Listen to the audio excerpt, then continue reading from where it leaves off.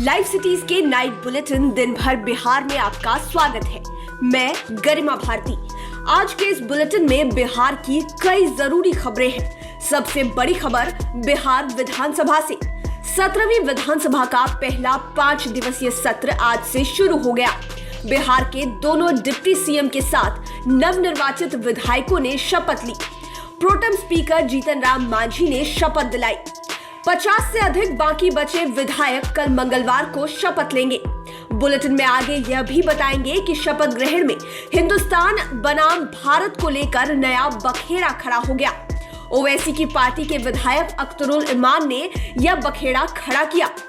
मामला उस समय गर्मा गया जब अख्तरुल को बीजेपी के विधायक ने पाकिस्तान जाने की बात कही। गुलनाज मामले की गूंज सदन के साथ बाहर में भी सुनाई पड़ी तो बीजेपी के 19 लाख रोजगार पर तेजस्वी ने बड़ा हमला किया।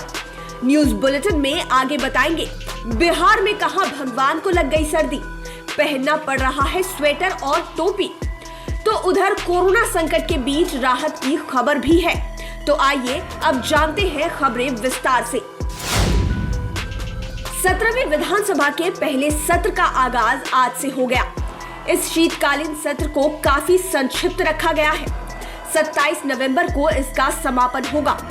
इसमें सभी नवनिर्वाचित विधायकों को शपथ दिलाई जा रही है। सबसे पहले डिप्टी सीएम तारकिशोर प्रसाद और डिप्टी सीएम रेणु देवी ने शपथ ली।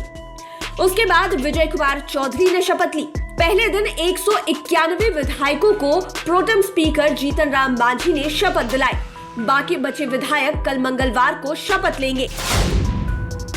शपथ ग्रहण में पहले दिन ही बड़ा बखेड़ा शुरू हो गया।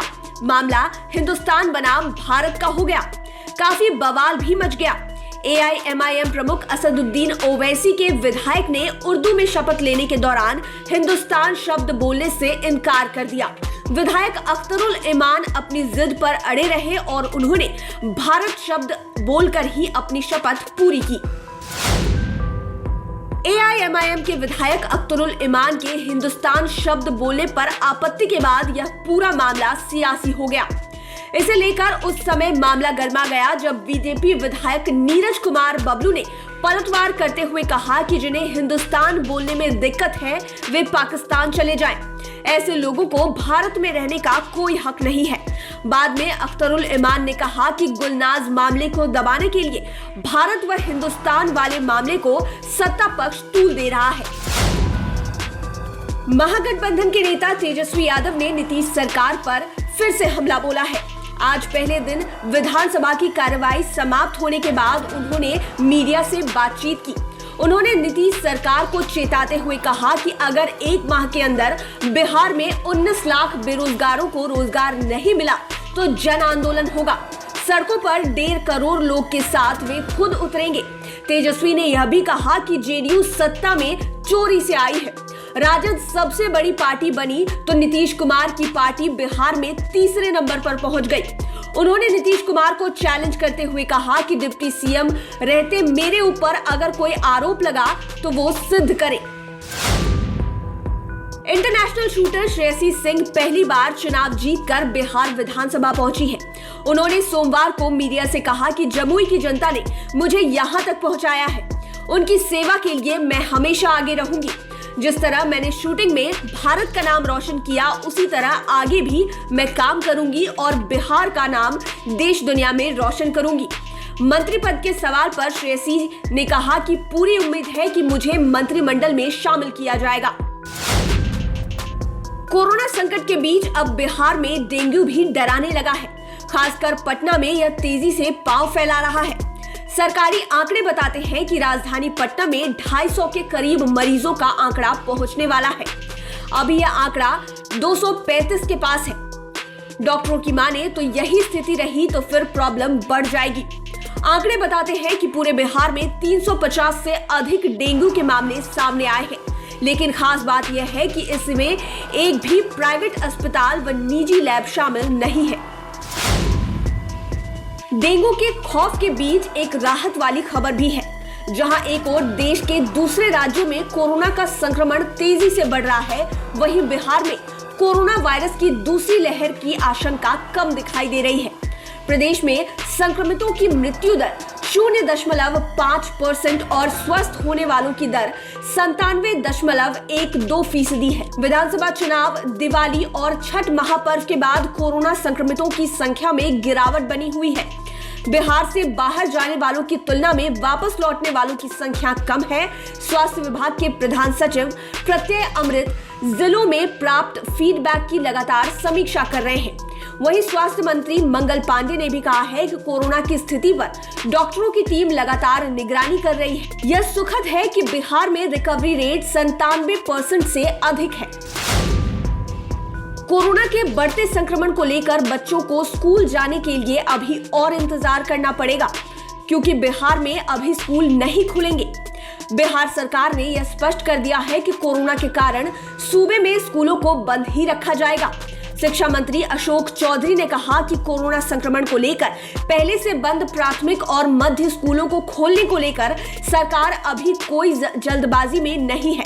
उन्होंने सीधे तौर पर यह स्पष्ट कर दिया है कि पढ़ाई के लिए हम बच्चों की जिंदगी खतरे में नहीं डाल सकते हैं, इसलिए स्कूल खोलने का निर्णय जल्दबाजी में नहीं लिया जाएगा।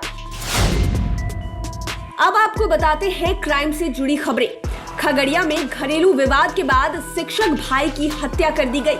घटना परबत्ता थाना क्षेत्र के सलारपुर गांव की है। बताया जाता है कि भाइयों के बीच जमीन बंटवारे को लेकर विवाद हुआ था, जिसके बाद अपने ही सगे भाई ने गोली मारकर पेशे से शिक्षक राकेश कुमार की हत्या कर दी।